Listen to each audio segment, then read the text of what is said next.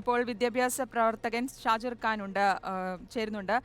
ശ്രീ ഷാജിർ ഖാൻ, ഈ സംഭവവുമായി ബന്ധപ്പെട്ടുണ്ടാകുന്ന നടപടി, ഈ VCയെ സസ്പെൻഡ് ചെയ്തുകൊണ്ടിട്ടുള്ള ഒരു നടപടിയാണ് ഇപ്പോൾ ഗവർണർ അറിയിച്ചിരിക്കുന്നത്. ഒപ്പം തന്നെ അന്വേഷണത്തിന് ഉത്തരവിടുകയും ചെയ്തിട്ടുണ്ട്. ഒപ്പം തന്നെ ഈ പ്രതിഷേധങ്ങൾ തുടരുകയുമാണ്. ഈ സംഭവത്തിൽ പ്രതിഷേധം തുടരുകയും ചെയ്യുന്നുണ്ട്.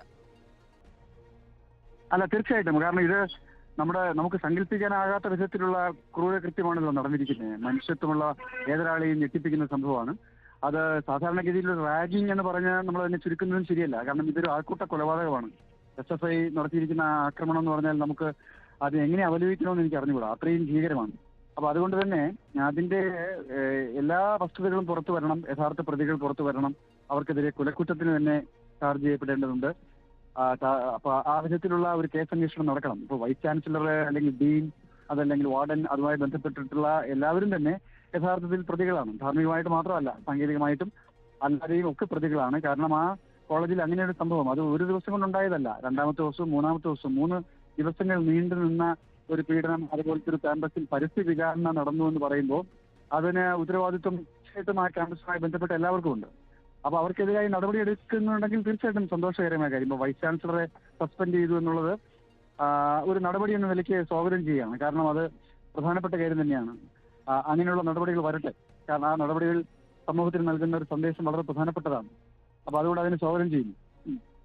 ശ്രീ ഷാജിർ ഖാൻ, അത് തന്നെയാണ്. എന്തായാലും ഈ ഒരു സംഭവത്തിൽ ഒരു നടപടി ഉണ്ടായിരിക്കുന്നു എന്ന് VCയെ സസ്പെൻഡ് ചെയ്തു എന്നുള്ള, പക്ഷെ അതിൽ മാത്രം ഒതുങ്ങില്ലല്ലോ. കൂടുതൽ ഒപ്പം തന്നെ ഈ ഡീനിന്റെയും വാർഡിന്റെയും ഒക്കെ കാര്യത്തിലൊക്കെ നടപടിയിലേക്ക് പോകേണ്ട ഒരു സാഹചര്യം ഉണ്ടല്ലോ മുന്നിൽ.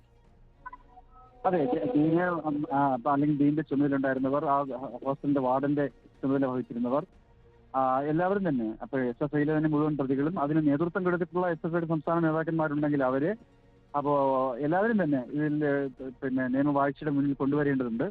അതിനാവശ്യമായിട്ടുള്ള ഒരു കേസ് അന്വേഷണമാണ് നടക്കേണ്ടത്. ഇപ്പൊ സംസ്ഥാന പോലീസിന്റെ അന്വേഷണം വാസ്തവത്തിൽ പൂർണ്ണമായും തൃപ്തികരമായിട്ട് ഞങ്ങൾക്ക് തോന്നുന്നില്ല. അതിനകത്ത് ഒരുപാട് വീഴ്ചകളുണ്ട്.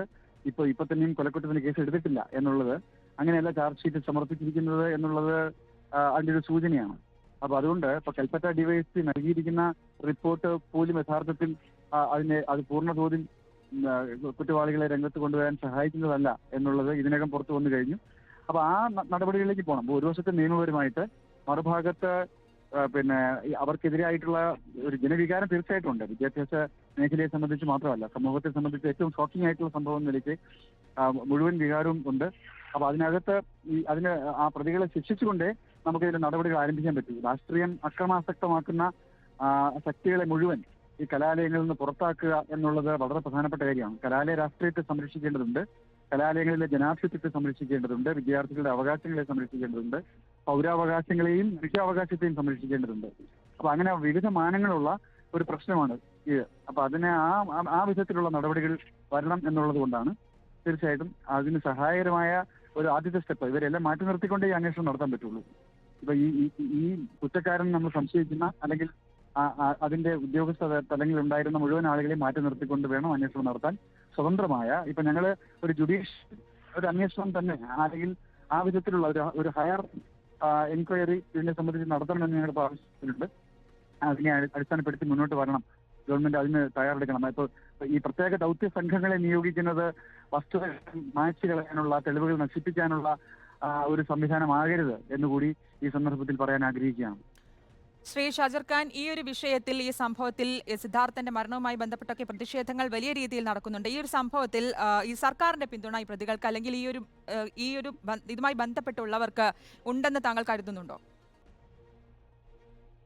തീർച്ചയായിട്ടും ഉണ്ടല്ലോ. കാരണം അതൊരു വിഷയ സർക്കിളാണ്. അതിനകത്ത് ഇത്തരം പ്രതികളെ സംരക്ഷിക്കേണ്ട ചരിത്രമാണുള്ളത്. ഇപ്പം ഓർമ്മ ഉണ്ടാകുമല്ലോ, പണ്ട് നമ്മൾ ജിഷ്ണു പ്രണോയുടെ കാര്യത്തിൽ സമരം ചെയ്തത്. ഇപ്പൊ ഞാനൊക്കെ ജയിലിൽ കിടന്നതാണ്. മഹജിക്ക് വേണ്ടി, അല്ലെങ്കിൽ മഹജിക്ക് വേണ്ടി എന്നുള്ളതല്ല, വാസ്തവത്തിൽ കേരളത്തിലെ അങ്ങനെ ഒരു മനുഷ്യാവകാശ ധ്വംസനത്തിനെതിരായിട്ടുള്ള വലിയ സമരം നയിച്ചവരാണ് നമ്മളൊക്കെ.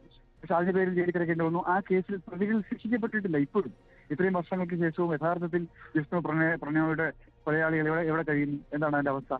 അപ്പൊ അന്ന് ആ ലോക്കൽ പോലീസ് അതിന്റെ തെളിവുകൾ യഥാർത്ഥത്തിൽ നശിപ്പിച്ചു കളഞ്ഞു. അതുകൊണ്ട് തന്നെ പിന്നീട് അത് കോടതിയിൽ അസന്നിഗ്ധമായി തെളിയിക്കപ്പെടാതെ പോയല്ലോ. അപ്പൊ ഇക്കാലം അത്രയും നടന്നിട്ടുള്ള പല സംഭവങ്ങളും നമ്മൾ പരിശോധിച്ചാൽ അതിലൊക്കെ തന്നെ അധികാര കേന്ദ്രങ്ങളുടെ പിന്തുണ ഉണ്ടായിട്ടുണ്ട് എന്നത് വളരെ പരിശോധിക്കാൻ പറ്റാത്ത കാര്യമാണ്. അതുകൊണ്ട് തന്നെ ഈ കേസിനെ സംബന്ധിച്ചും SFIയുടെ നേതാക്കന്മാരും യൂണിയൻ ഭാരവാഹികളുമാണ് പ്രതികൾ എന്ന് പറയുമ്പോൾ സ്വാഭാവികമായും അവർ ഭരിക്കുന്ന പാർട്ടിയുമായി നമ്മൾ കണ്ടെടുക്കണം. അപ്പൊ ആ ബന്ധത്തെ അടിസ്ഥാനപ്പെടുത്തിയാണ് അന്തിമമായത്. ഇപ്പൊ എന്ത് പ്രസ്താവന നടത്തുന്നു എന്നുള്ളതല്ല, ആരായാലും ശിക്ഷിക്കും എന്നൊക്കെയുള്ള പൊതു പ്രസ്താവനകൾ പോരല്ലോ, അതിൽ അത്ര വിശ്വസനീയതയില്ല. കാരണം ആ പറയുന്ന പ്രസ്താവനകളോട് നീതി പുലർത്തിയിട്ടില്ലല്ലോ ഇക്കാലം അത്രയും. അപ്പൊ അതുകൊണ്ട് തന്നെ അധികാരത്തിന്റെ സംസ്ഥാന ഗവൺമെന്റിന്റെ ശരി, നന്ദി ശ്രീ ഷാജർ ഖാൻ. ഈ ഘട്ടത്തിൽ പ്രതികരിച്ചതിന് ഷാജർ ഖാനാണ് പ്രതികരിച്ചത്. നമുക്ക്